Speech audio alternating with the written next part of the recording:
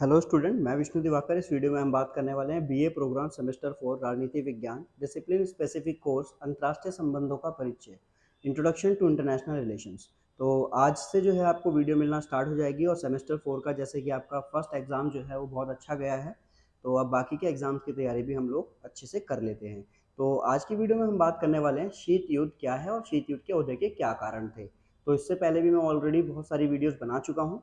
तो चलिए वीडियो को स्टार्ट करते हैं। आज की वीडियो का कॉन्सेप्ट होगा शीत युद्ध क्या है और शीत युद्ध के उदय के क्या कारण थे। ठीक है, तो चलिए स्टार्ट कर लेते हैं। तो ये आपका यूनिट नंबर टू में से हम लोग शीत युद्ध के उदय के कारण के बारे में पढ़ने वाले हैं। तो देरी ना करते हुए हम लोग सबसे पहले यूनिट नंबर 2 पर पहुंच जाते हैं। और यहाँ हमने जो है सारी की सारी चीज़ें पहले से ही ऑलरेडी जो है वो हाईलाइट कर रखी है, जिससे कि आपको ज़्यादा टाइम ना लगे समझने में और अच्छी तरीके से आप उसको समझ जाएंगे। तो चलिए वीडियो को स्टार्ट कर लेते हैं।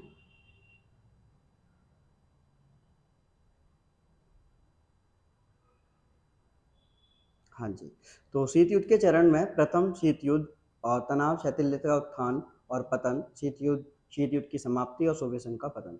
तो यहाँ पे जो वीडियो आपकी बनने वाली है, ये वीडियो कौन सी है? अगर आपके एग्जाम में क्वेश्चन आता है कि शीत युद्ध क्या है और शीत युद्ध के पतन के क्या कारण थे, है ना, तो यहाँ पर हम लोग इस क्वेश्चन के ऊपर यहाँ पर चर्चा करने वाले हैं।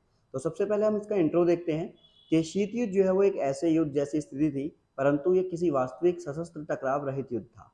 तो कहा जाता है शीत युद्ध को हम जो कोल्ड वार के नाम से जानते हैं कि एक टकराव रहित युद्ध था, जिसके अंदर किसी प्रकार का रक्त रंजित युद्ध नहीं हुआ। सिर्फ वैचारिक युद्ध के नाम से इसको जानते हैं, स्नायु युद्ध के नाम से इसको जानते हैं, कागजी युद्ध के नाम से इसको जानते हैं। तो इस तरीके से इसके नाम हैं। जैसे जैसे द्वितीय विश्व युद्ध अपने अंत की ओर बढ़ रहा था, मित्र राष्ट्रों के बीच अविश्वास और ईर्ष्या भी बढ़ रही थी। तो आपको पता होगा कि जो हमारा फर्स्ट वर्ल्ड वार हुआ था, उसके बाद में जो सेकेंड वर्ल्ड वार हुआ, उसके अंदर जो है मित्र राष्ट्र ध्रुवीय राष्ट्र दो पक्ष थे। तो मित्र राष्ट्र के बीच में जो है अविश्वास और ईर्ष्या जो है बढ़ती चली गई और उसके बाद में विश्व ने युद्धकालीन दो सहयोगी देश अमेरिका और सोवियत संघ के बीच में दशकों लंबी प्रतिद्वंदिता देखी। अब हुआ क्या कि दूसरा विश्व युद्ध खत्म हुआ, उसके बाद में शीत युद्ध जैसा जो शब्द है वो निकल कर किस देश के लिए आया? वो अमेरिका और सोवियत संघ के लिए। शीत युद्ध शब्द को राजनीति शब्दकोश में देशों के बीच तनाव की उस स्थिति के रूप में परिभाषित किया गया है जिसमें प्रत्येक पक्ष स्वयं को मजबूत करने वाली नीतियों को अपनाता है। कहने का मतलब क्या है कि शीत युद्ध जो शब्द है वो क्या है? राजनीति शब्दकोश के अंदर क्या बोला गया है कि देशों के बीच में जो तनाव की स्थिति बनी हुई है उसके अंतर्गत अपने आप को मजबूत करना, ठीक है, ये शीत युद्ध कहलाएगा।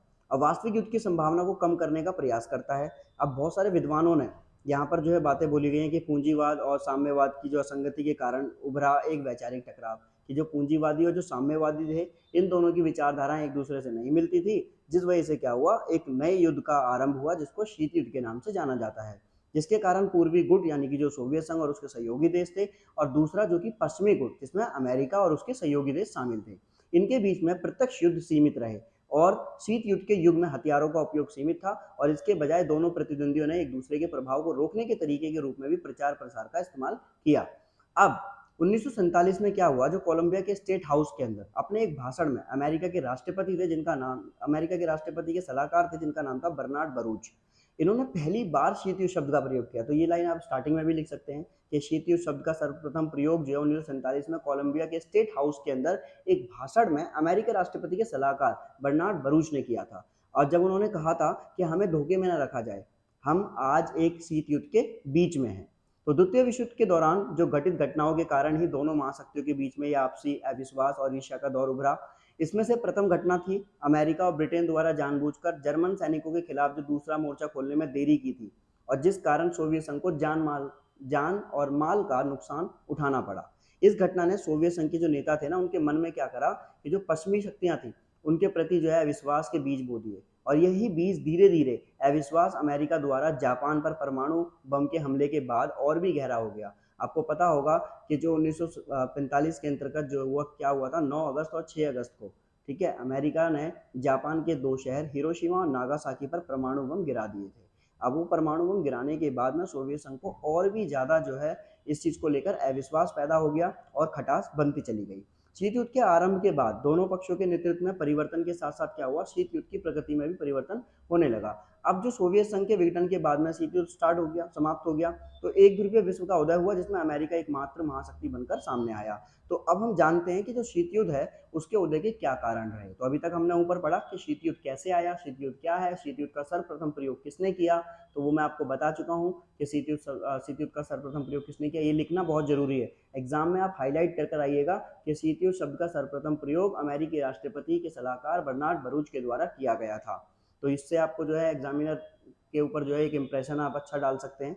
अब शीत युद्ध के उदय के कारण क्या थे, तो देखो बेसिकली यहाँ पर बहुत बड़ा क्वेश्चन नहीं है और बहुत इजी आपका आंसर यहाँ पर मैंने आपको बता रखा है कि आपका बुक से है, स्टडी मटेरियल से है, तो आपको इसमें कुछ भी ऐसा डाउट करने की जरूरत नहीं है कि ये सही होगा या गलत होगा, क्योंकि आंसर आपका स्कूल ऑफ ओपन लर्निंग की जो बुक्स आपको जो प्रोवाइड कराई गई है स्टडी मटेरियल की, वहीं से लिया गया है। तो शीत युद्ध के उदय के कारण क्या थे, तो देखो जो व्लादिमीर लेनिन के नेतृत्व में जो बोल्शेविक क्रांति आई थी 1917 में, उसने रूसी साम्राज्य के जार के शासन को समाप्त कर दिया और कम्युनिस्ट पार्टी के अधीन सोवियत संघ की स्थापना का मार्ग प्रशस्त किया। सोवियत संघ जिसको हम रशिया के नाम से आज हम जानते हैं, रूस के नाम से हम जानते हैं। द्वितीय विश्व युद्ध के अंत तक सोवियत संघ विश्व की सबसे बड़ी स्थायी सेना और दूसरी सबसे बड़ी अर्थव्यवस्था के साथ महाशक्ति के रूप में उभर कर सामने आया, क्योंकि सबसे पहले तो आपको पता है अमेरिका है, तो विशेष रूप से अमेरिका के लिए चिंता का विषय बना।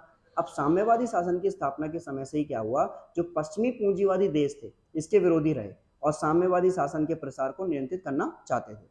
एक और जब सोवियत संघ ने लीग ऑफ नेशन की सुरक्षा प्रणाली के तहत सभी देशों को एक साझा मंच लाकर शांति बनाने की कोशिश की। अब लीग ऑफ नेशन क्यों आया था, क्योंकि जब प्रथम विश्व युद्ध हुआ तो अंतर्राष्ट्रीय स्तर पर जो है जनहानि और धनहानि हुई, और जनहानि और धनहानि होने की वजह से ही अब सभी देशों के मन में एक विचार आया कि भाई अंतर्राष्ट्रीय स्तर पर इस प्रकार का दोबारा से जनहानि धनहानि ना हो, तो इसको रोकने के लिए एक संगठन बनाया गया, एक लीग बनाई गई जिसका नाम था लीग ऑफ नेशन।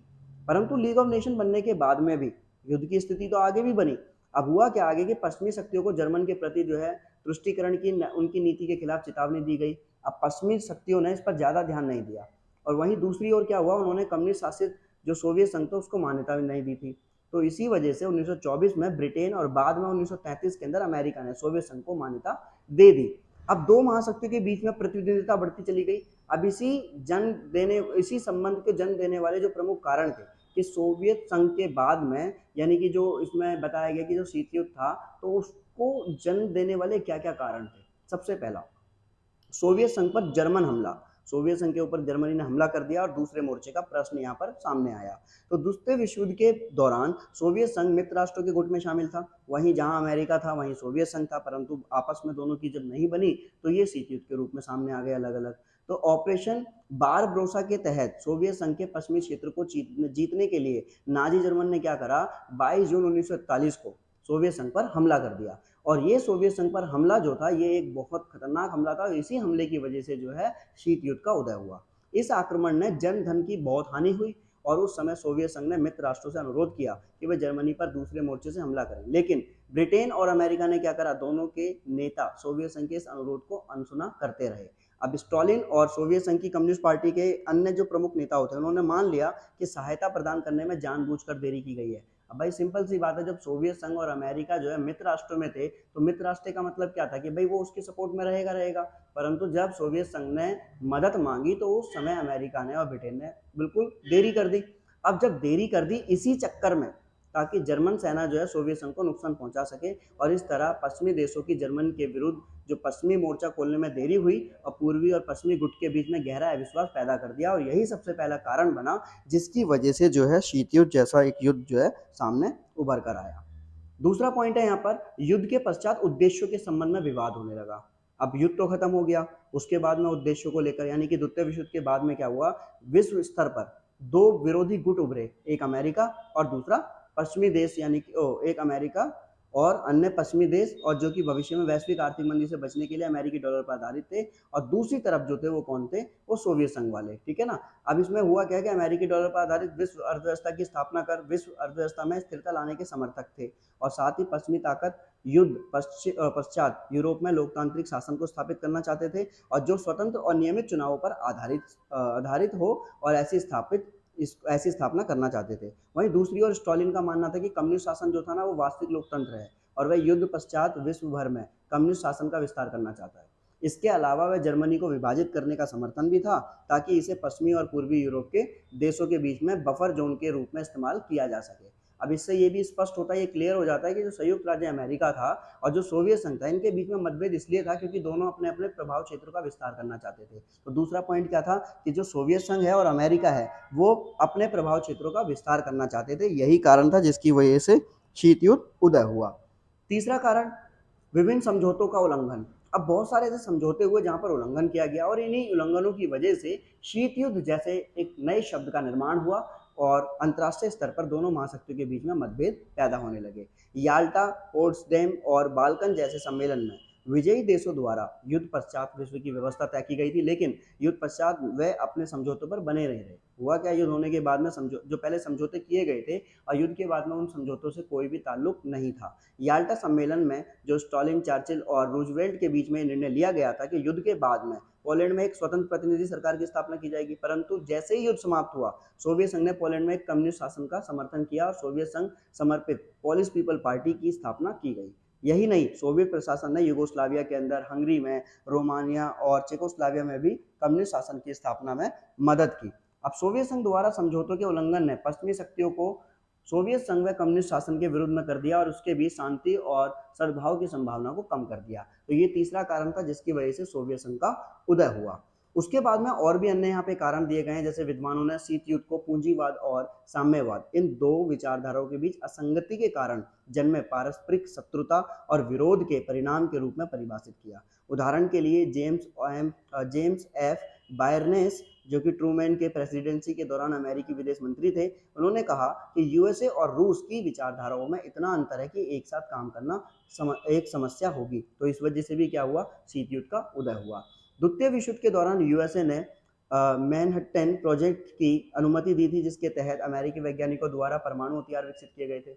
युद्ध में अमेरिका ने जापान पर इन परमाणु बमों का इस्तेमाल किया और उनके दो शहर हिरोशिमा और नागासाकी, यानी कि 6 अगस्त और 9 अगस्त पर हिरोशिमा नागासाकी को नष्ट कर दिया, उन पे बम डालकर परमाणु बमों को गिरा दिया। बुद्धिजीवियों की दृष्टि में अमेरिका द्वारा परमाणु शक्ति के उपयोग ने मित्र राष्ट्रों के बीच विश्वास को भी क्षति पहुंचाई।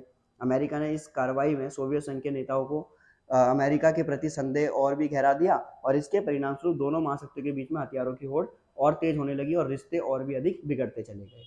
उसके बाद में एक और यहाँ पर पॉइंट है कि सोवियत संघ द्वारा जो है सुरक्षा परिषद में वीटो, जो वीटो का मतलब क्या होता है, वीटो है जो निषेध अधिकार, जो 5 देशों के पास में है मना करने का अधिकार, उसका उपयोग ना भी, और इन दोनों गुटों ने बीच में संदेह और तनाव को तीव्र करने में योगदान दिया। सोवियत संघ पश्चिम की कार्रवाई के प्रति संदिग्ध था। सुरक्षा परिषद को संयुक्त राज्य अमेरिका के लिए अपनी विदेश नीति के उद्देश्य को प्राप्त करने के माध्यम के रूप में देखता था। शीत युद्ध शुरू होने करने वाली जो अंतिम घटना थी वो थी सोवियत संघ द्वारा पूर्वी यूरोप में अमेरिका के विस्तार को रोकने के लिए काले समुद्र और डेन्यू के रास्ते खोलने से मना कर देना था। अब 5 मार्च 1946 को वेस्टमिंस्टर कॉलेज यानी कि फुलटन में जो पूर्व विदेशी पीएम थे विंस्टन चर्चिल, इन्होंने यूरोप के संबंध में सोवियत संघ की नीतियों की निंदा की और उनकी घोषणा की और बाल्टिक क्षेत्र के स्टेलिन ने एड्रियाटिक के ट्राइस्टिक तक एक लोहे का पर्दा पूरे महाद्वीप से उतारा है। साथ ही उन्होंने कहा कि सोवियतों के आधिपत्य से केवल बल की भाषा द्वारा ही निपटा जा सकता है। अब डायरेक्टली यहाँ से जब अगर आप बोलोगे कि जो सोवियत संघ है ना उससे हम ऐसे नहीं निपट सकते, उससे जो है बल के आधार पर ही निपटा जा सकता है। एंग्लो अमेरिकन अलायंस का भी प्रस्ताव रखा गया। कई विद्वानों द्वारा चर्चिल के भाषण को उस प्रवचलन बल के रूप में चिन्हित किया गया जिसने शीत युद्ध की शुरुआत की थी। तो ये हमारा जो